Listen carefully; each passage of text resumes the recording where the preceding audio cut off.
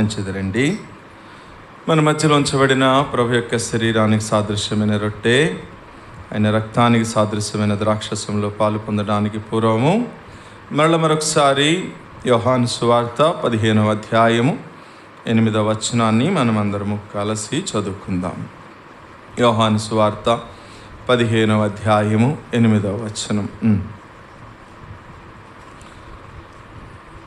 క్రొత్త నిబంధనలో పేజీ సంఖ్య 96వ పేజీ. మీరు బహుగా ఫలించుట వలన నా తండ్రి మహిమపరచబడును, అందువలన మీరు నా శిష్యులగుదు. ప్రార్థన చేసు. పరిశుద్ధుడు అయిన తండ్రి, మరొకసారి మీ పాదాల దగ్గరికి రావడానికై మీరు చూపిన కృపను బట్టి మిమ్మల్ని స్తుతిస్తున్నాం. నిజమే ప్రభువా, ఒకప్పుడు నేను కూడా అపకారం చేసేటటువంటి వాడిగా, నీ మీద తిరుగుబాటు చేసేటటువంటి వాడిగా ఉన్న నా జీవితంలో ప్రభువా, మీరు నా ఎడల కనికరం చూపిస్తూ వచ్చినారు, నాకు ఉపకారం చేశారు, నాకు మేలు చేశారు. ఈరోజు నన్ను కూడా ఒక దైవికమైన నీతిమంతుడిగా మార్చారు. అంత మాత్రమే కాదు ప్రభువా, నా చేదంతటిని మీరు భరిస్తూ వచ్చినారు ప్రభువా. నా కొరకై మీరు నలకొట్టబడుతూ వచ్చినారయ్యా. మరి దుర్వాసన, పాపపు వాసన, నరకపు వాసన, మరణపు వాసన వస్తున్న నా బ్రతుకుని ఈ రోజున మరి యేసుక్రీస్తు ప్రభు వారి యొక్క సువాసన, పరిమళ వాసన వెదజల్లేటటువంటి వ్యక్తిగా నా జీవితంలో మీరు చేసిన గొప్ప కార్యాన్ని బట్టి నీవు నాకు ప్రియుడువని, నా రక్షకుడువని, నా ప్రాణప్రియుడువని నమ్మి మిమ్మల్ని స్తుతిస్తూ ఆరాధిస్తూ ఉన్నాను. ఈ సమయంలో మా మధ్యలో ఉంచబడిన మీ పరిశుద్ధ శరీరానికి సాదృశ్యమైన రొట్టె ద్రాక్షరసంలో పాలు పొందడానికి కొరకై కావలసిన కొన్ని ఆత్మీయమైన హెచ్చరికలు కూడా ఈ వాక్యం ద్వారా మీరే మాతో మాట్లాడి మమ్మల్ని హెచ్చరించి సరిచేసి యోగ్యముగా పాలు పొందే అర్హత మీరు మా అందరికీ దయచేయమని మమ్మల్ని మీ చేతులకు అప్పగించుకుంటూ యేసుక్రీస్తు ప్రభు నామంలో స్తుతించి ప్రార్థిస్తున్నాము తండ్రి, ఆమేన్. మంచిది. మన వర్తమానం యొక్క అంశము మీరు బహుగా ఫలించాలి. ఫస్ట్ సార్ అనుకుంటా కదా, ఏప్రిల్ నెల అంటే అదే ఫస్ట్ సార్ మీ దగ్గరికి వచ్చినప్పుడు చెప్పానా, మొదటిసారి ఆ రోజు చెప్పాను. ఏమని ఫలించాలి అంటే ఏం ఫలించాలో ఒక 5 ఫలాలు చెప్పాను. అప్పుడు నోట్స్లో ఉన్నాయా? అప్పుడు నోట్స్ ఉందా? ఏమేం ఫలాలు చెప్పండి. 1 సువార్త అనే ఫలం ఫలించాలి. 2 మారు మనస్సు అనే ఫలం ఫలించాలి. 3 నీతి అనే ఫలం ఫలించాలి. 4 ఆత్మఫలం ఫలించాలి. అది రాసుకోలేదా? ఆత్మఫలం అంటే ప్రేమ, సంతోషము, సమాధానము, విశ్వాసము, సాత్వికము, మంచితనము, దీర్ఘశాంతము, ఆశా నిగ్రహము, ఈ 9 కూడా ఫలించాలి. ఆఖరిగా 5వది మంచి ఫలము ఫలించాలి అని చూసాం. సరే, అప్పుడు అది అయిపోయిందిగా, నాకు గుర్తులేదు కాబట్టి లేకపోతే అది మొత్తం చెప్పుకుంటూ వచ్చేవాడిని. ఇప్పుడు అందుకనే పొద్దున ఈ అమ్మాయికి ఫోన్ చేశాను, అది ఉందో లేదో చూడమ్మా. మీరు ఒక పని చేయండి, సాయంత్రం మధ్యాహ్నం ఖాళీ ఉన్నప్పుడు ఎక్సెల్లో మొత్తం నేను ఎప్పుడెప్పుడు వచ్చాను, డేట్స్, ఏ అంశం చెప్పాను, సాయంత్రం ఏం చెప్పాను, మొత్తం అంది ఎక్సెల్లో ఒక షీట్ తయారు చేసి నాకు ఇవ్వండి. నేను దాన్ని చెక్ చేసుకోవడానికి బాగుంటుంది. ఎందుకంటే అన్ని చోట్లకి వెళ్తున్నప్పుడు ఎక్కడ ఏది చెప్తున్నానో కన్ఫ్యూజ్ అవుతూ ఉన్నాను. అట్లా చేసేవాడిని. ఓకే, చలో. సో ఇప్పుడు ఆల్రెడీ అది అయిపోయింది కదా, మరి మార్చకూడదు, ఇప్పటికిప్పుడు థీమ్ మార్చకూడదుగా. అదే మరి మా కత్తి మీద సాములాగా ఉంటుందా? సరే, ఇప్పుడు అదే థీమ్లో నుంచి కొన్ని సంగతులు మాట్లాడతాను. రండి చూద్దాం. ఒక మాట, ఇది ఎవరి శరీర రక్త మాంసాలు? అవి ఎవరి శరీర రక్త మాంసాలు? ఎవరి శరీర రక్త మాంసాలు? ఫలించిన ఫలభరితమైన జీవితం కలిగిన ప్రభు అయిన యేసుక్రీస్తు వారి యొక్క శరీర రక్త మాంసాలు. కాబట్టి మనం కూడా ఏం చేయాలా? ఫలించాలి, బహుగా ఫలించాలి కదా. అసలు ఫలించడం అనేది మానవుడి పట్ల దేవుడు కలిగి ఉన్నటువంటి మొట్టమొదటి ఉద్దేశం. అది మొదటి నుంచి కూడా మనం ఫలించాలి అనేది మన పట్ల దేవుడు కలిగి ఉన్న ఉద్దేశం. కావాలంటే చూడండి, ఆదికాండము 1వ అధ్యాయం 28వ వచనము. This is the first blessing, మొదటి ఆశీర్వాదం return in the Holi Bible. దేవుడు వారిని ఆశీర్వదించాడు. ఎట్లనగా మీరు ఫలించి అభివృద్ధి చెంది విస్తరించి భూమిని నిండించి దానిని లోపరుచుకోండి. ఏమన్నాడు? ఆశీర్వదించిన వాటిల్లో మొదటి ఆశీర్వాదం ఏమన్నాడు? మీరు ఫలించి అన్న. అంటే మనం ఫలించడము అంటే మొదటి మానవుడైనటువంటి ఆదాము హవ్వలని దేవుడు నిర్మించిన తరువాత వారిని ఏమని ఆశీర్వదించాడు అంటే, మీరేం చేయాలా? ఫలించాలి అన్నాడు. కాబట్టి మనం ఫలించడము అనేది మొట్టమొదటి నుంచి కూడా మన పట్ల దేవుడు కలిగి ఉన్నటువంటి ఉద్దేశం. మనం ఫలించకపోతే ఏం ఫలించాలో గత నెలలో గత సంవత్సరంన్నర క్రితం మీకు తెలియజేస్తూ వచ్చిన. ఇప్పుడు మనం ఫలించకపోతే ఏంటి సంగతి చూద్దాం. ఒక మాట 2వ వచనం చదువుదామా? 2వ వచనం చదవండి. 15:2. నాలో ఫలింపని ప్రతి తీగను ఆయన తీసి పారవేయును. ఫలింపని దానిలోని పనికిరాని తీగలను తీసివేయును.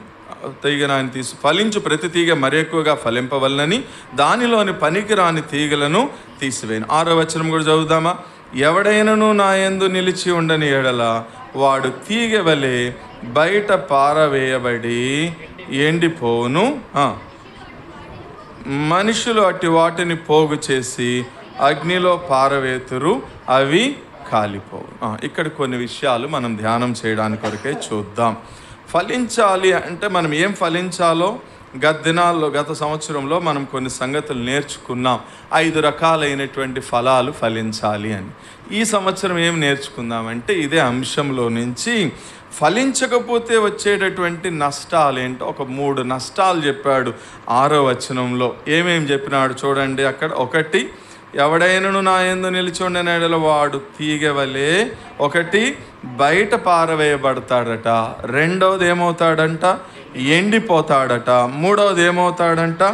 అగ్నిలో కాల్చేస్తారు, అగ్నిలో పారవేయబడతారన్నారు. కాబట్టి ఈ 3 సంగతుల యొక్క అనుభవాలు ఏంటో ఈ మధ్యాహ్నం మనం జాగ్రత్త చూసుకుంది. This is the new message. You must have to write down it, no problem. దీన్ని రాసుకోవచ్చు. ఇది నేను అంతకుముందు చెప్పలేదు, ఈరోజే చెప్తూ ఉన్నాను కాబట్టి దీన్ని మీరు రాసుకోవచ్చు. 2వ వచనంలో ఒక మాట అన్నాడు. అక్కడి నుంచి మనం మెడిటేషన్ చేసుకుంటూ వెళదాం. 2వ వచనంలో ఏమన్నాడు చూడండి.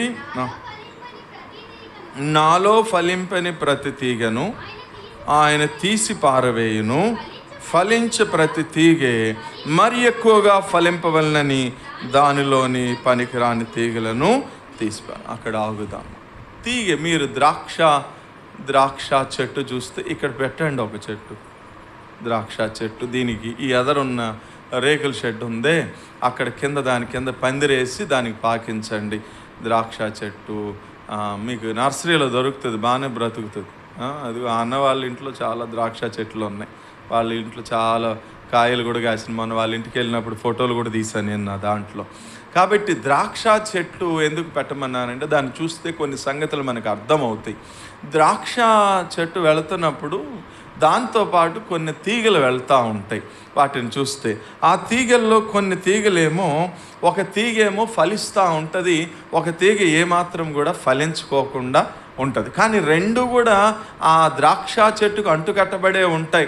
2 కూడా ద్రాక్ష చెట్టులో ఉన్నటువంటి సారమంతటిని తీసుకుంటాయి. కానీ ఒక తీగ ఫలిస్తుంది, ఒక తీగ ఏం చేయదు, ఫలించదు. అప్పుడు తోటమాలి చక్కగా మనకి గార్డెనింగ్ చేసేటటువంటి వ్యక్తి అయితే వాళ్ళకి తెలుసు ఏమనంటే ఈ ఫలించని తీగలను ఏం చేస్తారో తెలుసా? కట్ చేసేస్తారు. ఎందుకు? అనవసరంగా దీని సారమంతా తీసుకుంటుంది కానీ ఫలించకినప్పుడు ఈ ఫలించే తీగలు కూడా ఏమైపోతాయి, వాటికి కష్టమైపోతుందని వీటిని ఎప్పుడైతే కట్ చేసి తీసేసాడో అప్పుడు ఈ ఫలించే తీగ ఉందే ఇదేమవుతుంది, ఇది ఇంకా ఎక్కువగా ఏమవుతుంది, ఫలిస్తుంది.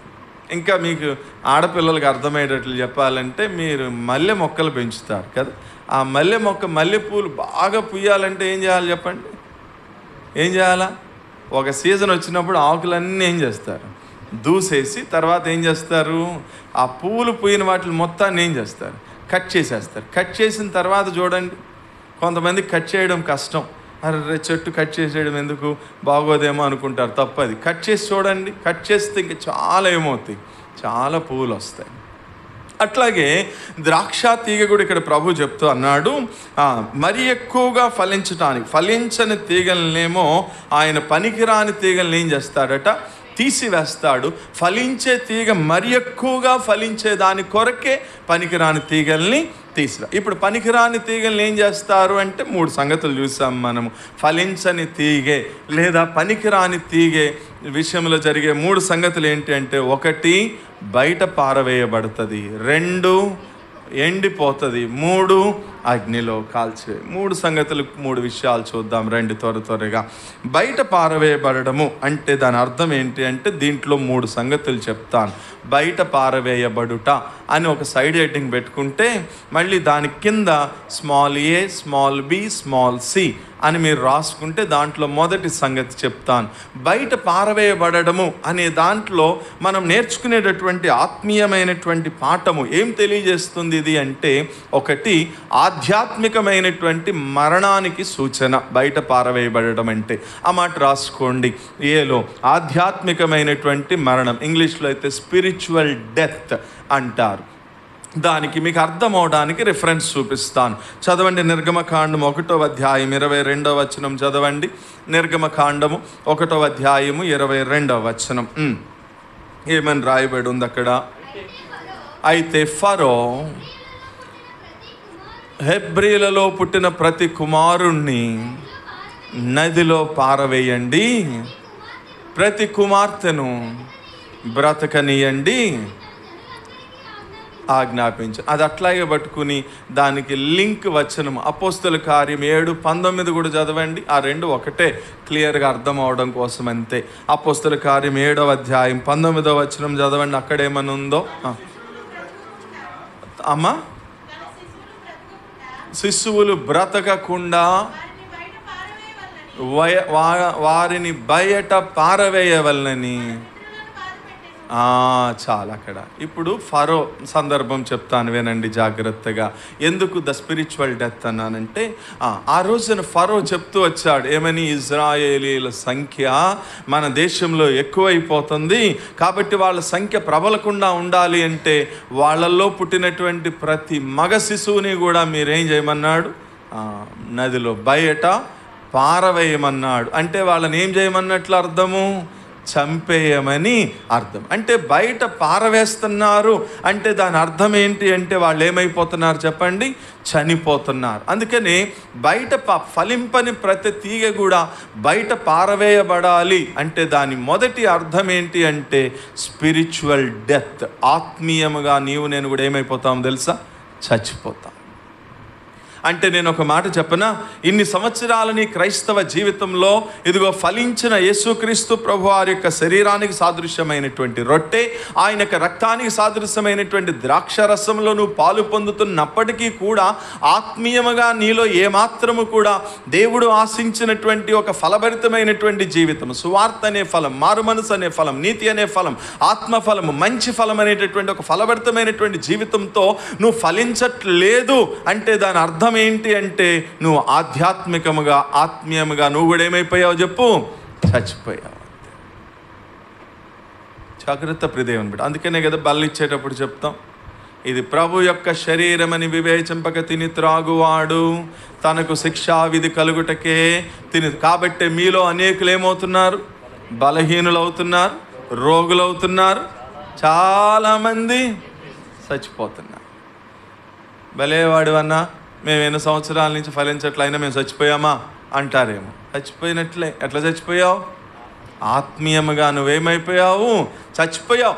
అందుకని ప్రభు అన్నాడు, సారథి సంఘాన్ని చూసి జీవిస్తున్నావన్న పేరు మాత్రమే నీకుంది కానీ ఎవరు నువ్వు? మృతుడవే. చాలామంది నేటి క్రైస్తవ సమాజంలో ఇట్లాగే ఉన్నారంటే తప్పు కాదేమో. పైకి చూడటానికి చక్కగా పచ్చని ఆకులు కలిగినటువంటి వారిగా కనిపిస్తున్నారు కానీ లోపల దేవుని శక్తిని ఆశ్రయించినటువంటి వారే ఆత్మీయముగా చచ్చని స్థితిలో ఉన్నారు అంటే తప్పు కాదేమో ప్రియదేవుని బిడ్డ. జాగ్రత్త. ఆత్మీయముగా చచ్చిపోయినటువంటి స్థితిలో, బయట పారవేయబడినటువంటి స్థితిలో నీవు నేను కూడా ఉండకూడదు. మనం ఫలించాలా, మరి ఎక్కువగా ఫలించాలా. అదే దాన్ని అన్నాడు 8వ వచనంలో, బహుగా మీరేం చేయాలా? ఫలించాలి. అలా బహుగా ఫలించాలి అంటే ఆత్మీయముగా దినదినము, నెల వెంబడి నెల, సంవత్సరం వెంబడి సంవత్సరం జరుగుతూ ఉంటే ఆత్మీయముగా నువ్వేమవ్వాలా? దేవునిలో సజీవంగా ఉండాలా, ఒక ఫలభరితమైనటువంటి జీవితం కలిగి ఉండాలా, ఆత్మీయత కనిపించాలా నీలో. నీ మాటల్లో ఆత్మీయత కనిపించాలా, నీ పాటల్లో ఆత్మీయత కనిపించాలా, నీ ప్రవర్తనలో ఆత్మీయత కనిపించాలా, నీ నడవడికలో ఆత్మీయత కనిపించాలా, ఈవెన్ నీ వస్త్రధారణలో కూడా ఆత్మీయత కనిపించాలా. అట్లా ఆత్మీయత ఇన్ని సంవత్సరాల నుంచి నువ్వు ఒక ఆత్మీయుడిగా కొనసాగుతున్నావే కానీ నీలో ఒక ఆత్మ సంబంధమైనటువంటి జీవితము ఇతరులు చూడలేకపోతున్నారు అంటే నువ్వు ఆత్మీయముగా నువ్వెవరో చెప్పండి, చచ్చిన వాడవే. కాబట్టి జాగ్రత్త.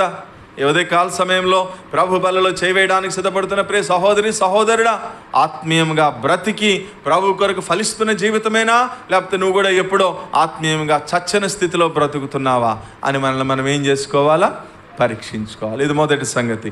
రెండవ సంగతి చూద్దాం. రెండవ సంగతి ఏంటంటే బయట పారవేయబడము అంటే రెండవ సంగతి స్మాల్ బిలో రాసుకోండి.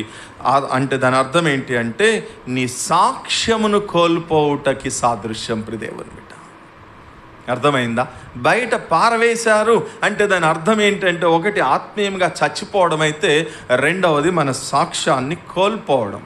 చూడండి, దానికి రిలవెంట్, దానికి సపోర్టింగ్ రెఫరెన్స్ చెప్తాను. మత్తయి సువార్త 5వ అధ్యాయం 13వ వచనం చదవండి. మత్తయి సువార్త 5వ అధ్యాయం 13. మీరు లోకమునకు ఉప్పై ఉన్నారు, ఉప్పు నిస్సారమైతే అది దేని వలన సారం పొందుతుంది? అది ఏమవుతుంది చెప్పండి, బయట పారవేయబడి. అంత సింపుల్. మీరు లోకానికి ఎట్లున్నారట? ఉప్పు వలే ఉన్నారంట. అంటే చిన్నప్పుడు మరి సండే స్కూల్లో మేము నేర్పించేవాళ్ళం. ఇప్పుడు మరి మీరు నేర్పిస్తున్నారో లేదో ఆ పాట. ఏం పాట అది? నేటి బాలలు సంఘానికి నాయకులు, యేసయ్యకు మీరే సాక్షులు అని అప్పుడేదో ఒక థీమ్ మీద రాశారులే ఆ పాట. మీరే సాక్షులు అనే పాట అనే థీమ్ మీద 2004లో అనుకుంటా నేను వివిఎస్ టీచర్గా వర్క్ చేసినప్పుడు వచ్చిన పాట అది. నేటి బాలలు సంఘానికి నాయకులు, యేసయ్యకు మీరే సాక్షులు అనేది పల్లవిలో ఒక చరణమే గుర్తు, నాకు రెండవ చరణం గుర్తులేదు. ఆ చరణం ఏంటంటే, నిప్పులాగా ఉండాలి జీవితం, ఉప్పులాగా ఉండాలి సాక్ష్యము, ఉప్పులాగా ఉండాలి జీవితం, నిప్పులాగా ఉండాలి సాక్ష్యము. నేటి బాలలు సంఘానికి నాయకులు, యేసయ్యకు మీరే సాక్షులు అని కదా. మన సాక్ష్యం ఎట్లుండాలా? ఉప్పు వేసినట్లు రుచికరంగా ఉండాలంటాడు కొలసీ పత్రికలో పౌలు. మీ సంభాషణ ఎట్లుండాలా? ఉప్పు వేసినట్లు రుచికరంగా ఉండాలి. అందుకని కదా లోకంలో ఒక సామెత చెప్తారు, ఏమని? అన్నీ వేసి చూడు. తెలీదా మీకు? మీరంతా ఆత్మీయులో ఆత్మ సంబంధమైన విషయాలు తప్ప లోక సంబంధమైన విషయాలు ఒక్కటి కూడా మీకు తెలియదు. లోకల్ ఏం చెప్తారు సామెత? అన్నీ వేసి చూడు, నన్ను వేసి చూడు అంటదట. ఎవరు? ఉప్పు. నిజమే కదా. మీరు కావాలంటే మంచి చికెన్ కర్రీ చేయండి, చికెన్ మసాలా వేయండి, ఇంకా అవి అన్నీ వేయండి, అన్నీ వేసి ఒకసారి రుచి చూడండి. ఏమన్నా రుచిగా ఉంటుందా? ఏముండదు. ఎప్పుడు రుచి వస్తుంది దానికి? ఎప్పుడైతే దానికి సరిపడ ఉప్పు వేస్తామో అప్పుడేమొస్తుంది? రుచి వస్తుంది. అంటే మన సాక్ష్యం కూడా ఎట్లా ఉండాలో తెలుసా? ఉప్పులాగా. అందుకే ప్రభు అన్నాడు, అట్లా ఉండండి, మీ జీవితం అట్లా ఉండాలి అని. ఇంకో మాట అన్నాడు, ఒకవేళ ఉప్పే గనక నిస్సారము అయిపోయింది అనుకోండి, దాన్ని ఏం చేస్తారు? ఉంచుకుంటారు ఇంట్లో, బయట పారవేస్తారు. మనుషులు దాన్ని ఏం చేస్తారు? తొక్కేస్తారు. సవా బయట పారవేయబడము అనే మాటకి రెండవ భావం ఏంటి అంటే నీ సాక్ష్యాన్ని ఏమవడమో తెలుసా? కోల్పోవడం. ఇంకో వచనం కూడా చదువుదాం. లూకాసు వార్త 7వ అధ్యాయము 14వ అధ్యాయము 35వ వచనం కూడా చదవండి. లూకాసు వార్త 14వ అధ్యాయము 35వ వచనం కూడా. అమ్మా పనికిరాదు గనుక దానిని బయట పారవేస్తారు.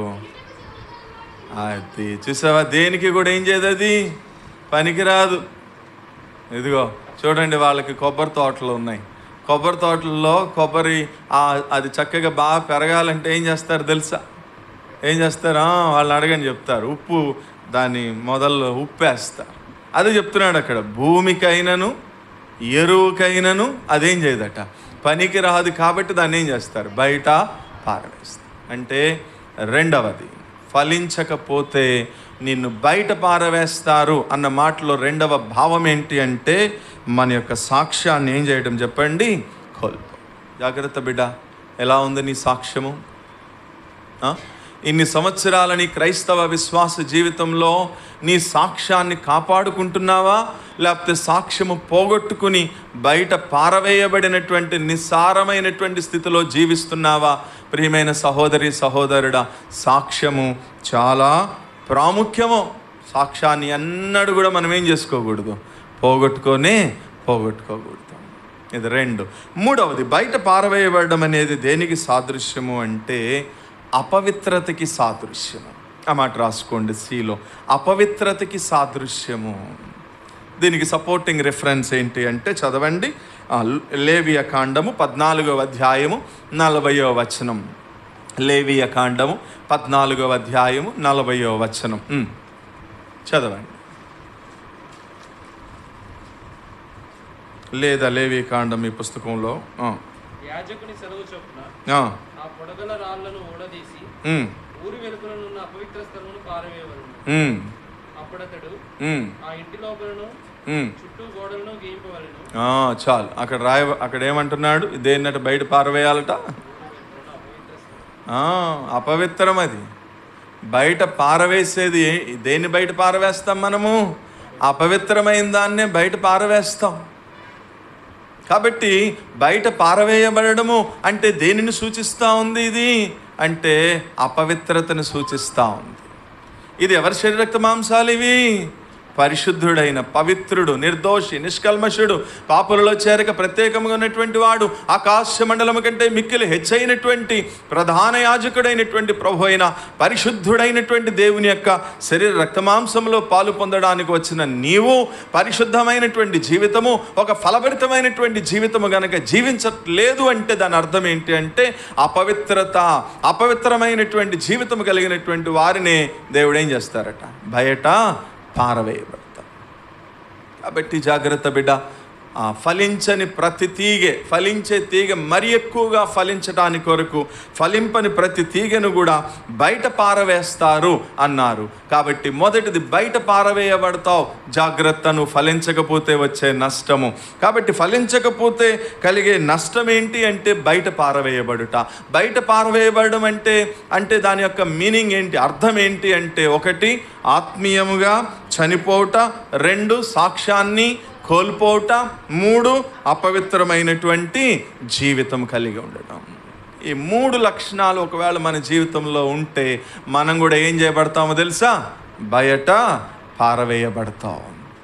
కాబట్టి జాగ్రత్త ప్రియ దేవుని బిడ్డ, నువ్వు బయట పారవేయబడము నీ పట్ల దేవుని ఉద్దేశం కానే కాదు. ఏంటి మానవుడి పట్ల దేవుని ఉద్దేశము అంటే నువ్వు బహుగా ఏం చేయాలట, ఫలించాలి, ఇంకా ఎక్కువగా ఆయనలో ఫలించాలి అనేది నీ పట్ల ఉద్దేశమే, కానీ నువ్వు బయట పారవేయబడటం దేవుని ఉద్దేశము కానే కాదు. కానీ ఎందుకు బయట పారవేయబడుతున్నావు నువ్వు అంటే ఆత్మీయంగా చచ్చని స్థితిలో బ్రతుకుతున్నావు, నీ సాక్ష్యాన్ని పోగొట్టుకున్నటువంటి స్థితిలో బ్రతుకుతున్నావు. మూడవది, అపవిత్రమైనటువంటి జీవితాన్ని జీవిస్తున్నావు. పరిశుద్ధుడైన యేసు ప్రభువారి శరీర రక్త మాంసంలో ప్రతి వారం పాలు పొందే నీవు, పరిశుద్ధుడైనటువంటి దేవుణ్ణి ఆరాధించేటటువంటి నీవు మళ్ళా అపవిత్రతలో చేతులు పెట్టకూడదు. అలా పెడితే మనం బయట ఏం చేయబడతాం చెప్పండి, ఇది మొదటిది. రెండవ నష్టం ఏమన్నాడు, అదేమవుతుందట, ఎండిపోతుంది. అంటే ద్రాక్షావల్లి, ఆ ద్రాక్ష చెట్టులో నుండి తీగ ఎప్పుడైతే వేరు చేయబడుతుందో కొన్ని రోజులకి నిదానంగా అదేమైపోతుంది చెప్పండి, ఎండిపోతుంది. అది ఎండిపోవుట అంటే మళ్ళీ దేనికి సాదృశ్యము? ఇప్పుడు రెండవది, రోమన్ లెటర్ 2 అనేసి ఎండిపోవుట అని రాసుకోండి. దాంట్లో మళ్ళీ 3 సంగతులు చెప్తా. ఎండిపోవుట అనే సైడ్ హెడ్డింగ్ పెట్టుకుని దాని కింద మళ్ళీ స్మాల్ ఏ, స్మాల్ బి, స్మాల్ సి రాసుకుంటే, మొదటిది స్మాల్ ఏలో ఎండిపోవుట దేనికి సాదృశ్యము అంటే మళ్ళీ రాసుకోండి. అక్కడ ఎండిపోవడం అనేది భక్తిహీనతకి సాదృశ్యము, భక్తిహీనతకి సాదృశ్యము అని రాసి అక్కడ రెఫరెన్స్ రాసుకోండి. యోబు గ్రంథము 18వ అధ్యాయం 5వ వచనము 16వ వచనం ఒకసారి గబగబ తీసి చదవండి. యోబు గ్రంథము 18వ అధ్యాయము 5వ వచనము త్వరగా. భక్తిహీనుల దీపము ఆర్పివేయబడును, వారి అగ్ని జ్వాలలు ప్రకాశింపకపోవును, వారి గుడారంలో వెలుగు అంధకారమగును, వారి దీపం ఏమైపోతుంది? ఆరిపోతుంది. 16 చదివావా? క్రిందనున్న వారి వేరేమైపోతుందట? ఎండిపోవును, కొమ్మలు నరకబడును. అది భూమి మీద ఎవ్వరు కూడా వారిని ఏం చేసుకోరు? జ్ఞాపకం చేసుకోరు. చాలు. ఎవరు వీళ్ళు? అదే వాళ్ళ వేరేమైపోతుందట? ఎండిపోతుందట. అందుకు చెప్పాను, ఎండిపోవుట అనేటటువంటి పదంలో ఆత్మీయమైనటువంటి భావం ఏంటి అంటే, ఒకటి భక్తిహీనత. భక్తిహీనుల యొక్క వేరేమైపోతుంది చెప్పండి? ఎండిపోతుంది. భక్తిహీనుల యొక్క దీపం ఏమైపోతుంది చెప్పండి? ఆరిపోతుంది అన్నాడు. దీపం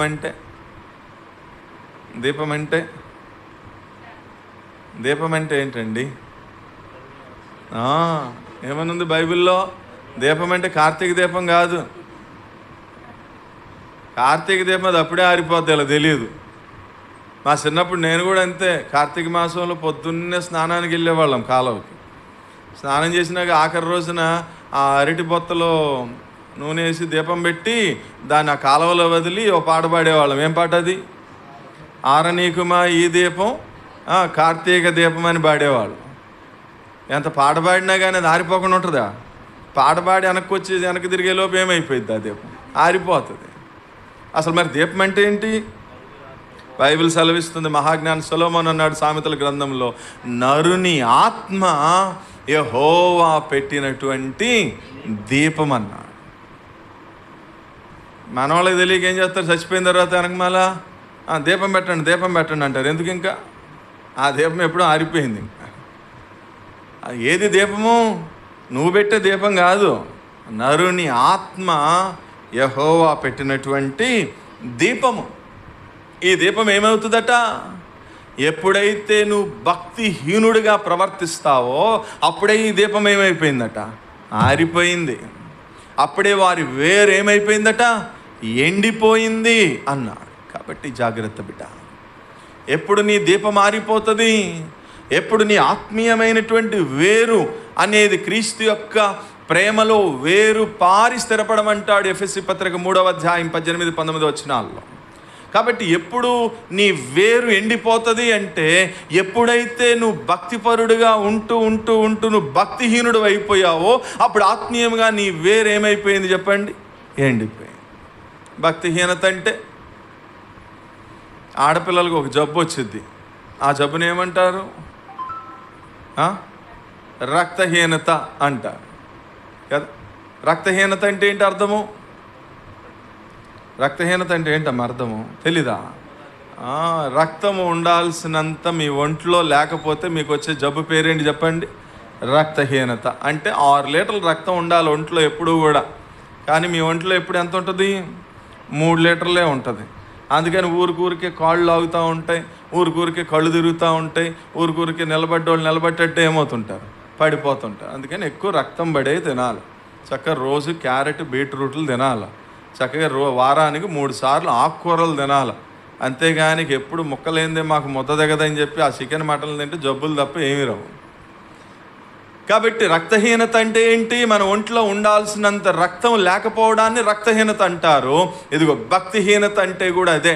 దేవుడు ఆశించినంత దైవికమైనటువంటి భక్తి మన జీవితంలో ఎప్పుడైతే ఉండదో దాన్ని ఏమంటారు అంటే భక్తిహీనత. ఎప్పుడైతే నీలోనికి ఆ భక్తిహీనత అనేది వచ్చిందో ఆటోమేటిక్గా నీ దీపం ఏమైపోద్దట? ఆరిపోతుంది. నీ వేరు కూడా ఏమైపోతుందట? ఎండిపోతుంది. చాలామంది జీవితాల్లో అదే చూస్తూ ఉన్నాం.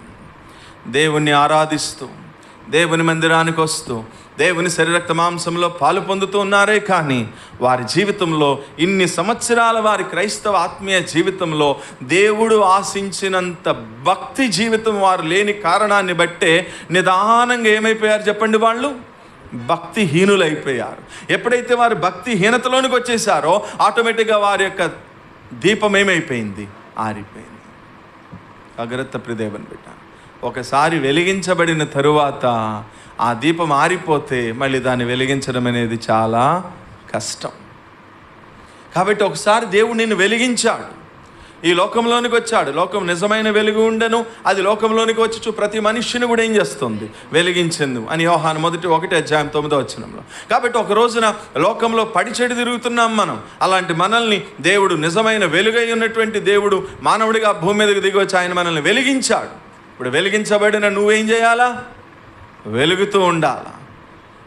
యోహాను బాప్తిస్మం ఇచ్చే యోహాను గురించి యేసు ప్రభువు అని అడుగుతాడు, మండుచు ప్రకాశించుచున్న దీపమై ఉన్నాడని సాక్ష్యం ఇచ్చినాడు. కాబట్టి మనం వెలుగుతూ ఉండాలా, అనేక మందిని మనం ఏం చేయాలా, వెలిగించాలా. ఎప్పుడు వెలిగించగలవు, ఎప్పుడైతే దేవుడు ఆశించినంత భక్తి జీవితం నువ్వు కలిగి ఉంటావో, ఒక మంచి భక్తి జీవితం కలిగి నువ్వు ఎప్పుడైతే చర్చిలో, స్థానిక సంఘంలో జీవిస్తావో, అప్పుడు నీ భక్తి జీవితాన్ని చూసి అనేక మందిని ప్రభు దగ్గరికి నువ్వేం చేస్తావు, నడిపిస్తావు. ఎప్పుడైతే నీలోనికి భక్తి హీనత వచ్చేసిందో అప్పుడు ఆటోమేటిక్గా నీ దీపమే ఆరిపోతే ఇంకా నువ్వేం వెలిగిస్తావు ఆరిపోయినోడిని. కాబట్టి జాగ్రత్త, దేవుడు ఆశించినంత భక్తి మనము కలిగి ఉండాలి. ఇది మొదటిది. రెండవది, ఎండిపోవడం అంటే రెండవ దానికి సాదృశ్యం ఏంటి అంటే, ఎండిపోవడం అంటే చెడుతనానికి సాదృశ్యం. స్మాల్ బి అని రాసుకుని దాంట్లో రాసుకోండి, చెడుతనానికి సాదృశ్యం. దానికి సపోర్టింగ్ రిఫరెన్స్ 37వ కీర్తన 1-2 చదువుదామా. 37వ కీర్తన 1-2 చదవండి. చెడ్డవారిని చూచి నీవు వ్యసన పడకము, దుష్కార్యములను చేయువారిని చూసి మత్సర పడకము, అది వారు గడ్డి వలె త్వరగా ఎండిపోవుదురు. వాడిపోయేవాళ్ళు ఎవరట, వాళ్ళు ఎండిపోయేవాళ్ళు, వాడిపోయేవాళ్ళు ఎవరట? 2వ వచనం ప్రకారము చెడ్డవారు, దుష్కార్యములు. అది అందుకు ఎండిపోవడము అనే పదానికి 2వ సాదృశ్యం ఏంటి అంటే, ఒకటి చెడుతనము, 2వది దుష్కార్యము. అర్థమైందా? ఇప్పుడు 2వది, ఎప్పుడు నువ్వు ఎండిపోతావు అంటే, ఎప్పుడైతే నువ్వు దేవుని మందిరానికి వస్తూ కూడా మంచి కార్యములు చేయాల్సినటువంటి నీవు చెడ్డ కార్యములు చేయడంలో పాలు పొందుతావో, దుష్కార్యములు అంటే దుష్టునికి సంబంధించినటువంటి కార్యాలు కదా. You are belongs to God, now you are the children of God. మీరెవరిప్పుడు? దేవుని పిల్లలు. కాబట్టి దేవుని పిల్లలు, దేవుని సంబంధులు, దేవునికి సంబంధించిన విషయాలే మనం చేయాలి తప్ప దుష్కార్యములు అంటే దుష్టునికి సంబంధించినటువంటి విషయాల్లో నువ్వు పాలు పొందినా, దుష్టునికి సంబంధించినటువంటి విషయాలు నువ్వు చేయాలని ప్రయత్నం చేసినా, ఇట్లాంటి వాళ్ళు బయట పారవేయబడతారు, వాళ్ళు ఫలించరు. 2వది, బయట పారవేయబడతారు, తద్వారా నిదానంగా ఏమైపోతారు చెప్పండి, ఎండిపోతారు అన్నాడు. చెడ్డవారు, దుష్కార్యములు చేసేవారు గడ్డి ఎండిపోనట్లుగా వారు కూడా ఏమైపోతారన్నాడు, ఎండిపోతారు. కాబట్టి జాగ్రత్త ప్రియదేవుని బిడ్డ. అందుకనే కదా బైబిల్ ఒక మాట ఉంది, మత్సరము ఎముకలకి ఏంటంటే చెప్పండి, కుళ్ళు. అంటే అసూయ. మత్సరం అంటే తెలుగులో అర్థం ఏంటి, అసూయ. అసూయ ఉంటే మన ఎముకలకి ఏమవుతుందట, కుళ్ళు. అంటే నువ్వు ఆటోమేటిక్గా ఏమైపోతావు, ఎండిపోతావు. అదే క్యాన్సర్ అంటే. కాబట్టి జాగ్రత్త ప్రియదేవుని బిడ్డ. మంచి దేవుడైన యేసు ప్రభు శరీర మాంసం మనం పాలు పొందుతున్నాము. ఆయన మన నుండి ఆశించిన ఫలం ఏంటో చూసాం గత సంవత్సరంలో. మంచి ఫలం మనం ఫలించాలని చూశాడు. కానీ మనం మంచి ఫలం ఫలించుకోకుండా చెడ్డ ఫలము, కారు ద్రాక్ష, చెడిపోయినటువంటి స్వభావము, చెడ్డ లక్షణాలు, మార్క్స్ వార్త 7:21, 22, 23 చెప్పిన 13 రకాలైన చెడ్డ లక్షణాలు కలిగి ఆ చెడులో గనక నువ్వు పాలు పొందుతూ ఉన్నట్లయితే నువ్వు కూడా ఆత్మీయంగా ఏమైపోతావో తెలుసా, ఎండిపోతావు. జాగ్రత్త. ఇది 2. 3వది, ఎండిపోవుట అనేది దేనికి సాదృశ్యము అంటే దేవుని యొక్క శిక్షకి సాదృశ్యం. దేవుడు శిక్షించుటకు సాదృశ్యం. చూడండి దాని సపోర్టివ్ రిఫరెన్స్ యెహెజ్కేలు గ్రంథము 17వ అధ్యాయము 10వ వచనం. యెహెజ్కేలు గ్రంథము 17వ అధ్యాయము 10వ వచనం చదవండి. ఏమనుంది? అది నాటబడినను వృద్ధి పొందున, తూర్పు గాలి దాని మీద విసరగా అది బొత్తిగా ఎండిపోవును. ఎండిపోవును. మరియు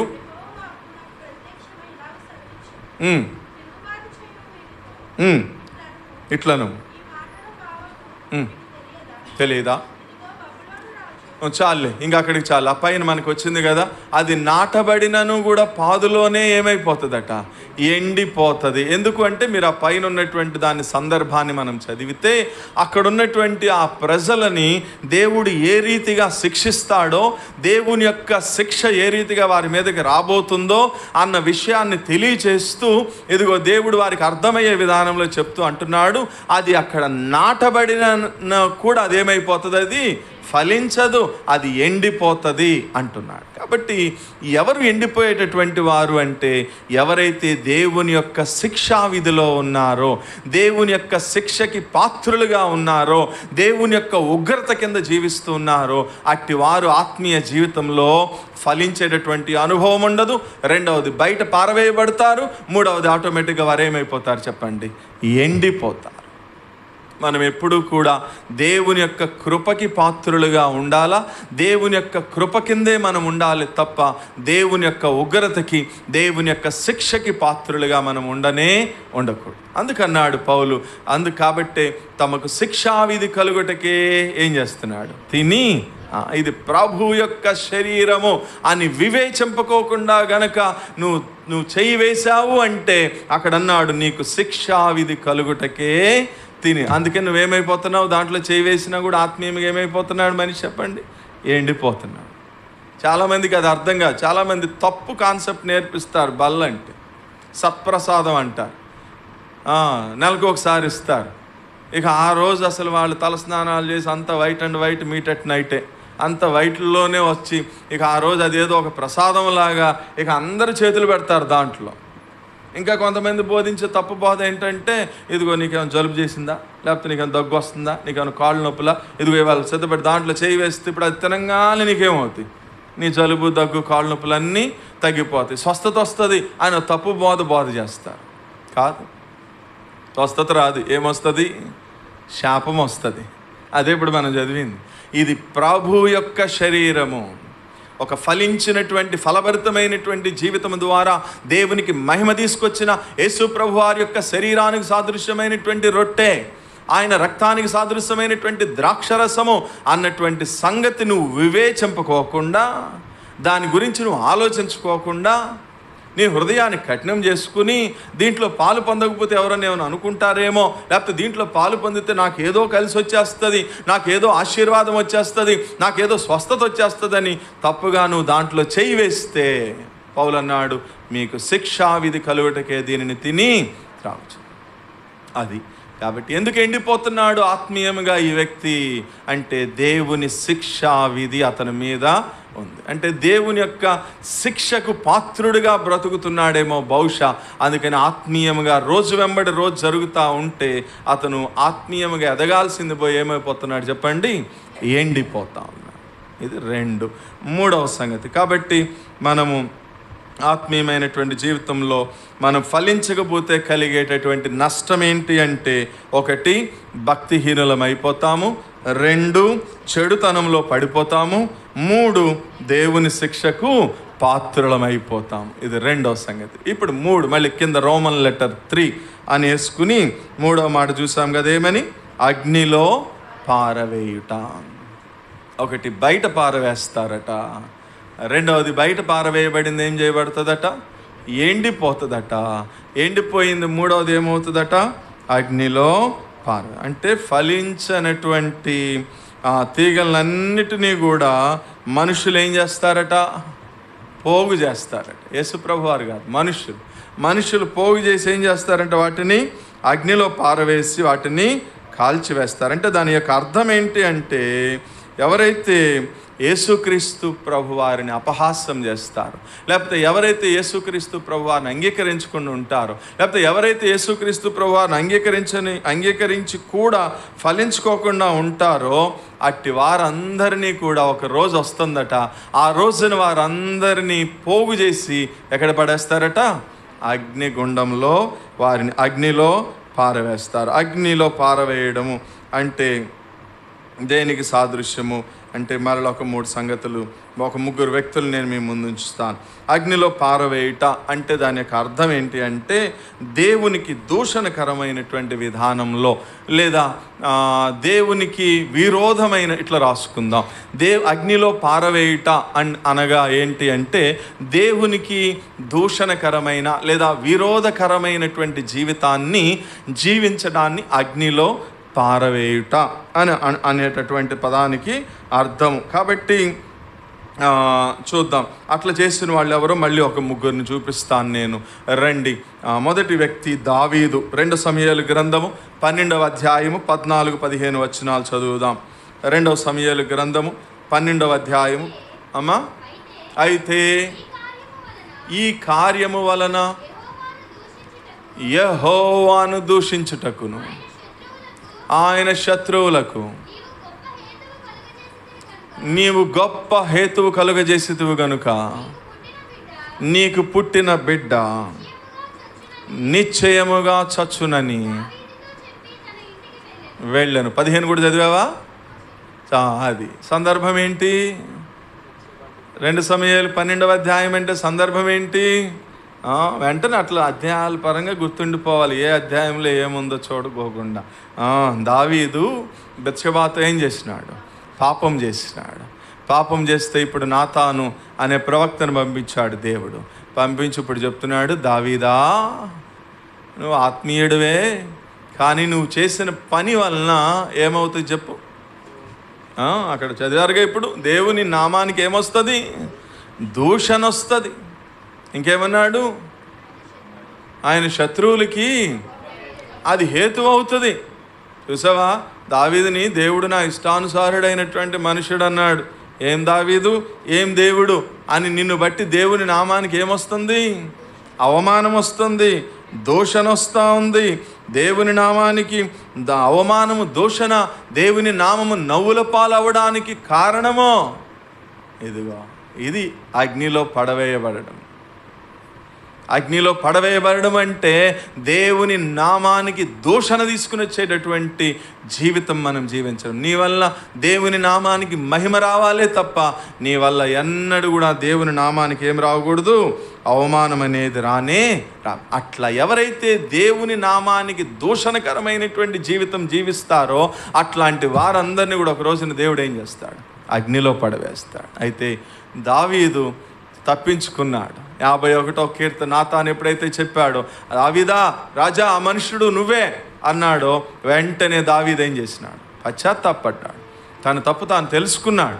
దేవుని దగ్గర ఏడ్చాడు, ఒప్పుకున్నాడు. అయ్యో నన్ను అగ్నిలో పడవేయద్దయ్యా, నీ రక్షణ ఆనందాన్ని నాకు మరలా తిరిగివయ్యా, నీ ఆత్మ నా నుండి దూరం చేయొద్దయ్యా అని దావీదు ఏడ్చాడు, పశ్చాత్తాపడ్డాడు. కాబట్టి దావీదు తిరిగి సమకూర్చబడుతూ వచ్చినాడు. కాబట్టి జాగ్రత్త ప్రియ దేవుని బిడ్డ, మనం ఏం పరీక్ష చేసుకోవాలా? ఫలించడం ద్వారా దేవునికి మహిమ అన్నాడు. నువ్వు ఫలించుకోకుండా దేవునికి దూషణ, దేవుని నామానికి దూషణ తీసుకొస్తున్నావో, అవమానం తీసుకొస్తున్నావో అని మనల్ని మనం ఏం చేసుకోవాలా? పరీక్షించుకో. ఫలిస్తే దేవునికి మహిమ, ఆ మహిమ రాజ్యంలో ఉంటావు. ఫలించకపోతే దేవుని నామానికి దూషణ తీసుకుని వచ్చే వ్యక్తిగా, అవమానం తీసుకొచ్చే వ్యక్తిగా కనుక బ్రతికితే అగ్నిగుండంలో పారవేయబడతావు. 2వ సంగతి, 2వ వ్యక్తులు ఎవరు వీళ్ళు? హోఫ్ని, ఫినెహాసు. అన్నమాట రాసుకోండి, హోఫ్ని, ఫినెహాసు. రిఫరెన్స్ సమూయేలు మొదటి గ్రంథము 2వ అధ్యాయము 17వ వచనం చదవండి. సమూయేలు మొదటి గ్రంథము 2వ అధ్యాయము 17వ వచనం. అందువలన జనులు యెహోవాకు నైవేద్యము చేయుటయందు అసహ్యపడుటకు ఆ యవ్వనులు కారణమాయిరి కనుక వారి పాపము యెహోవా సన్నిధిని బహు గొప్పదాయను. చాలే. ఎవరు వీళ్ళిద్దరూ? Hophni, Phinehas. వారు ఏమైందట? దేవుని సన్నిధిలో వారు చేసే పనులు ఏమైనాయి అట? దేవునికి అసహ్యమైనవి అట. ఇప్పుడు చెప్పండి, ఎవరు అగ్నిగుండంలో పాడవేయబడేవాళ్ళు అంటే దేవుని దృష్టికి అసహ్యమైనటువంటి కార్యాలు చేసేవారు. హోఫ్ని, ఫినెహాసులు చేసిన కార్యాలు ఏంటో మీకు తెలుసు. వాళ్ళు దేవుని సేవకుని యొక్క కుమారులే, కానీ దేవుని సన్నిధిలో అసహ్యమైనటువంటి జీవితాన్ని జీవించారు. కదా. సామెతల్లోన యెహోవాకు అసహ్యమైనవి ఎన్ని గలవు? కరెక్టే నువ్వు చెప్పింది, కానీ అక్కడ వచనం ఇట్లా ఉంటుంది క్లియర్గా, యెహోవాకు అసహ్యమైనవి. చదువు ఎక్కడ ఉందన్నమాట, ఎక్కడ బాబది? 6వ అధ్యాయమా?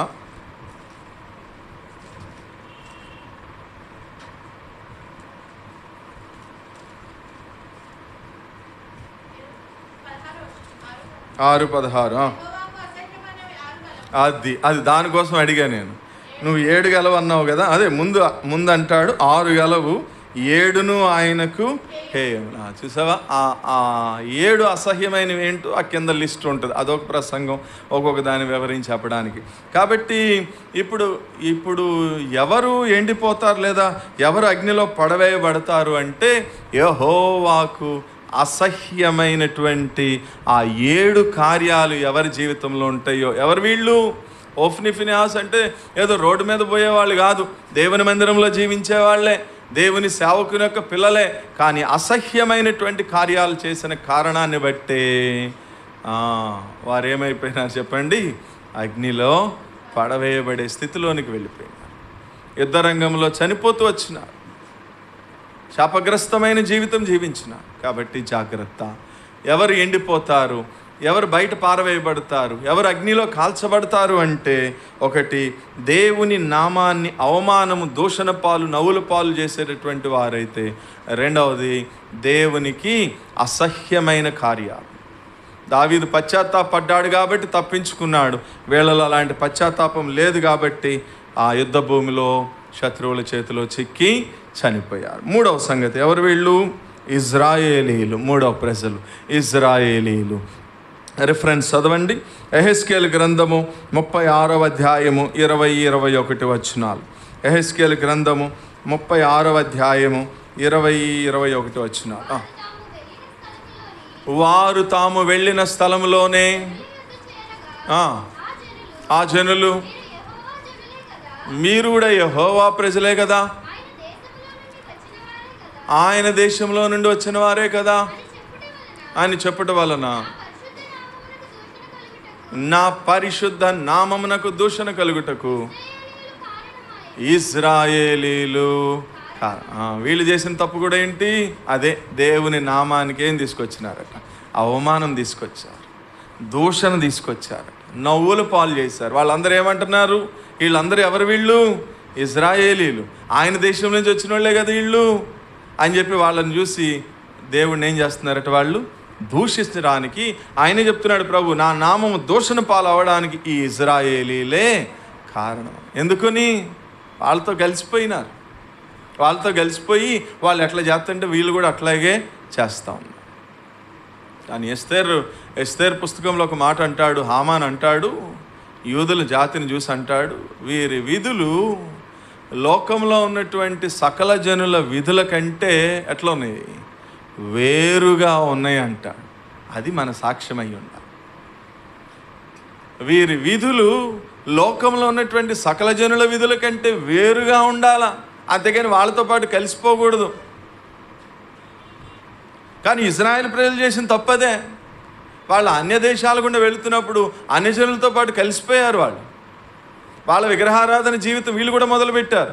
వాళ్ళ పిల్లల్ని వీళ్ళకి ఇవ్వడం మొదలుపెట్టారు, వీళ్ళ పిల్లల్ని వాళ్ళకి ఇచ్చినారు. ఇవన్నీ చేసేస్తే ఇప్పుడు చివరికి వీరి ద్వారా దేవుని నామానికి ఏమొచ్చిందట? అవమానం వచ్చింది, నవ్వుల పాలు వచ్చింది, దూషణ వచ్చింది. ఇప్పుడు సాక్షాత్తు దేవుడే అంటున్నాడు, ఇదిగో నా నామము దూషణ పాలు అవ్వడానికి ఈ ఇజ్రాయేలీలే కారణమయ్యారన్న. మన జీవితంలో కూడా అంతే.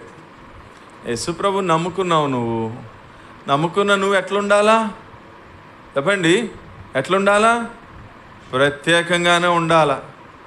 అంతేగాని మీ బంధువుల పెళ్ళిళ్ళు జరిగితే నువ్వు కూడా వెళ్ళిపోయి కాలు ఇచ్చి కాలుకి గంధం రాయండి, మెడకు గంధం రాయండి అని చెప్పేసి వాళ్ళు ఇక్కడ పసుపు వేయమ్మా అంటే నువ్వు కూడా పసుపు వేసి కుంకుమ వేసి అన్నీ చేసి చివరికి నువ్వు అన్నీ చేసేలోపు ఎవరో ఒకళ్ళు ఉంటారు. వాళ్ళు అంటారు, వీళ్ళు యేసుప్రభు నమ్ముకున్నామన్నారుగా, వీళ్ళు యేసుప్రభు మందిరానికి వెళ్తున్నామన్నారుగా, ఆయన మళ్ళీ మరి ఇవన్నీ చేస్తున్నారే అన్నారు అంటే నీ వల్ల దేవుడి నామానికి ఏమొచ్చింది? అక్కడ అవమానం వచ్చింది. మా ఊర్లో ఒక పాస్టర్ గారు అమ్మాయి పెళ్లి చేస్తే అన్యులు అన్నారు, పక్కన ఉన్న అన్యులు అన్నారు, ఏమన్నారో తెలుసా? ఒక బొట్టు ఒక్కటేగా లేదు, మిగతా అన్నీ అచ్చం మనం చేసినట్టే చేశారుగా. అన్నీ చేశారు, గోరింతాకు పెట్టారు, పూలు పెట్టారు, గాజులు వేశారు, అన్నీ చేశారు, అక్షంతలు వేశారు, అన్ని కాళ్ళకి పారాయణ పెట్టారు, అన్నీ చేశారు, ఏం లేదు. ఓ బొట్టు ఒక్కటేగా, బొట్టు కూడా పెడితే ఏమైంది అన్నారు. అంటే ఇప్పుడు దేవుని నామానికి మహిమ వచ్చిందా, అవమానం వచ్చిందా? అది ఎవరు వీళ్ళు? రేపొద్దున అగ్నిలో పారవేయబట్టడానికి సిద్ధంగా ఉన్నటువంటి వారు. అంతేగాని నలుగురితో పాటు నారాయణ, కులంతో పాటు గోవింద, కలిపి కొట్టరా, కావేటరంగా అని ఎటుపోతే అటు కలిసిపోయేటటువంటి జీవితం ఉండకూడదు. జాగ్రత్త ప్రియదేవుని బిడ్డ. ఎట్లుండాలా? ప్రత్యేకంగా ఉండు. అట్లా అని వెళ్ళొద్దని నేను అనట్లా. వెళ్ళు. నీ రక్త సంబంధికులు చనిపోయారా, వాళ్ళు ప్రభుని నమ్ముకోలేదా, నువ్వు వెళ్ళటానికి వీల్లేదు అని అనట్లా నేను. వెళ్ళు, కానీ ఏం చేయకూడదు? వెళ్ళు, దూరంగా ఉండు. దూరం ఇన్ ద సెన్స్ ఆ కార్యక్రమాలకు దూరంగా ఉండు. వాళ్ళ దగ్గరికి వెళ్ళు. ఆ చనిపోయిన వ్యక్తి తాలూకు వాళ్ళు ఏడుస్తున్నారా, వాళ్ళని పట్టుకో, వాళ్ళని పరామర్శించు, వాళ్ళని ఆదరించు, వాళ్ళని ఓదార్చు, ఇవన్నీ చెయ్యి, తప్పేమీ లేదు. మరి ఏం చేయకూడదు? కట్లు పేర్చండిరా, నేను ముందు పేరుస్తాను, బాగా పేరుస్తానండి అని కట్లు పేర్చి ఈ కొండ చుట్టూ తిప్పుతా ఉంటే కొండకి బెజ్జం కొట్టండిరా, నేను కూడా బాగా కొడతానండి కొండ బెజ్జం కొట్టి, ఒరే తలకొరి పెట్టరా అంటే కొబ్బరికాయ కొట్టి దండం పెట్టుకోండి, కాళ్ళకి దండం పెట్టుకోండి, అందరు గోత్రికులు అందరు రండి, దండ వేయండి, కాళ్ళకి దండం పెట్టుకోండి, కొబ్బరికాయ కొట్టండి. నువ్వు అన్ని కొబ్బరికాయ కొట్టావు, దండ వేసావు, కాళ్ళకి దండం పెట్టుకున్నావు, కొండ కొట్టావు, తిరిగావు, తలకొరి పెట్టావు, అన్నీ చేసావు. నీ వల్ల దేవునికి ఏమొచ్చింది? అది జాగ్రత్త బిడ్డ.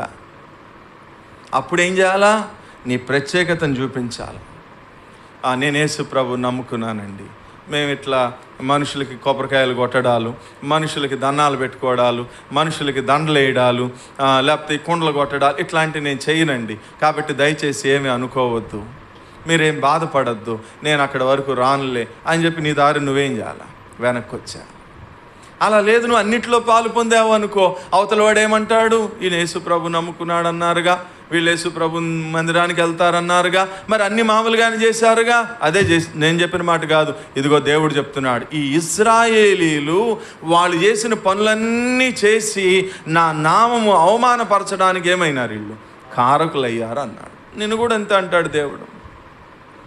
కాబట్టి జాగ్రత్త ప్రియదేవుని బిడ్డ. నువ్వు ఫలించకపోవడం వల్ల వచ్చేటటువంటి మూడవ నష్టం ఏంటి అంటే, దేవుని నామానికి దూషణకు, దేవుని నామానికి అవమానానికి, దేవుని నామం నవ్వుల పాలు అవ్వడానికి మనం ఏమవుతాం తెలుసా? కారకులు అవుతావు నువ్వు. అది కాబట్టి అయిపోయింది. 3 సంగతులు చెప్పాను. 1, బయట పారవేయబడతాం అంటే దాని అర్థం ఏంటి? ఆధ్యాత్మికంగా చనిపోతావు. 2, సాక్ష్యాన్ని కోల్పోతావు. 3, అపవిత్రులు అయిపోతావు. తర్వాత 2వది, ఎండిపోతావు అంటే దాని అర్థం ఏంటి? భక్తిహీనులం అయిపోతావు. 2వది, చెడుతనంలో పడిపోతావు. 3వది, దేవుని శిక్షకు పాత్రలం. ఆ తర్వాత 3వది, అగ్నిలో కాల్చివేయబడము అంటే అర్థం ఏంటి అంటే, దేవుని నామానికి దూషణ, అవమానము, దేవుని నామాన్ని నవ్వుల పాలు చేసేదానికి నువ్వే ఏమవుతావు చెప్పండి? కారకుడు. ఆ మాట ఎంత భయంకరం చెప్పండి. ఎవరు చెప్పారు ఆ మాట? సాక్షాత్తు దేవుడు చెప్పిన మాట అది. ఈ ఇశ్రాయేలీలు నా నామమును అవమానపరచడానికి వీళ్ళే ఏమన్నాడు? కారకుడు. రేపొద్దు నిన్నంటాడేమో, ఇదిగో ఈ ఏలూరు పట్టణంలో నా నామం మహిమపరచడానికి బదులుగా ఇదిగో నా నామము దూషణ పాలవడానికి, అవమానం పాలవడానికి ఇదిగో ఈ సియోన్లో ఉన్నటువంటి జనులే కారకులు అన్నారనుకో, అప్పుడు నువ్వేం చేయాలా? నెత్తి నోరు కొట్టుకుని ఆ నీళ్ళు లేని దాంట్లో దూకి చావాలా? అంతే. మరి ఇన్ని సంవత్సరాలు మన యొక్క జీవితము, మన భక్తి, మన క్రైస్తవ విశ్వాస జీవితంలో నీ ద్వారా దేవునికి మహిమ వస్తే దేవుడు అంటాడు, బల ఇదిగో ఈ బిడ్డ ద్వారా ఏలూరు పట్టణంలో నాకు మహిమని తీసుకుని వచ్చాడు వీడు అని అంటే అది నీకెంతో ఆశీర్వాదం. అలా కాకుండా ఇదిగో ఇన్ని సంవత్సరాల భక్తి జీవితం ద్వారా ఇదిగో వాడు ఆత్మీయంగా చచ్చిపోవడం మాత్రమే కాదు, ఎండిపోవడం మాత్రమే కాదు, సాక్ష్యాన్ని కోల్పోవడం మాత్రమే కాదు, నా నామానికి ఏం తీసుకుని వచ్చాడు? అవమానం తీసుకొచ్చాడు, దూషణ తీసుకొచ్చినాడు, నా నామం నవ్వుల పాలు చేశాడు ఏలూరు మహాపట్నంలో అన్నాడు అనుకో, అప్పుడు నీ పరిస్థితి ఏంటి చెప్పు బిడ్డ? ఎట్లా బ్రతుకుతున్నావు? అందుకన్నాడు, మీరు బహుగా ఫలించుట వలన నా తండ్రి నామము, అప్పుడే మీరు యేసు ప్రభుకి ఏమవుతారు తెలుసా? శిష్యులని పిలువబడతారు. అంతటా కాకుండా నువ్వు ఆత్మీయంగా చచ్చిపోయి నీ సాక్ష్యాన్ని పోగొట్టుకుని, నేను యేసుప్రభు శిష్యునండి, నేను కూడా యేసుప్రభు నమ్ముకున్నానండి, మాకు కూడా మందిరం ఉందండి, మేము కూడా మందిరంకి వెళ్తామండి, నేను కూడా పాటలు పాడతానండి, నేను కూడా వాక్యం చెప్తానండి, నేను కూడా బల్లిస్తానండి, నేను కూడా ప్రార్థన చేస్తానండి అంటే నీ వల్ల దేవునికి అవమానం వస్తుంది. నో, నువ్వు బహుగా ఫలించాలా. కాబట్టి జాగ్రత్త. ఆ రీతిగా మనం ఫలిస్తున్నామా, లేకపోతే ఎండిపోతున్నామా, బయట పారవేయబడుతున్నామా, అగ్నిలో కాల్చబట్టడానికి సిద్ధంగా ఉన్నామా అని మనల్ని మనం పరీక్షించుకుని సరి చేసుకుని అలాగు చేసి ఆ రొట్టెను తిని ఆ పాత్రలోనిది త్రాగాలి. జాగ్రత్త బిడ్డ, నువ్వు ఫలించాలనేదే దేవుని ఉద్దేశం తప్ప నువ్వు నరికి వేయబడి అగ్నిలో కాల్చబడడం అనేది నీ పట్ల దేవుని ఉద్దేశం అస్సలు కానే అసలు నరకం సృష్టించిందే నీ కొరకు నా కొరకు కాదు. పడిపోయిన దేవదూతల కోసం నరకం సృష్టించాడు. కానీ మనమే మన చేతులారా దేవుణ్ణి మహిమపరచకుండా దేవుణ్ణి అవమానపరుస్తూ దోషణ తీసుకొస్తూ మనమే మన చేతులారా వెళ్ళి ఆ అగ్నిగుండంలో పడుతున్నామే తప్ప మనల్ని అగ్నిగుండంలో పడవేసి మనల్ని కాల్చి సంతోషపడేవాడు మన దేవుడు కానే కాదు. కాబట్టి మనల్ని మనమే సరి చేసుకోవాలి, జాగ్రత్త పడాలి. మన భక్తి జీవితాన్ని కోల్పోకూడదు. భక్తిహీనుల దీపం ఏమైపోతుందండి చెప్పండి? ఆరిపోతుంది. ఆరిపోతే మళ్ళీ వెలిగించడం చాలా కష్టం. అది మళ్ళీ నువ్వు తిరిగి సమకూర్చబడాలంటే చాలా కష్టం అది. కాబట్టి జాగ్రత్త, కాపాడుకోవాలి.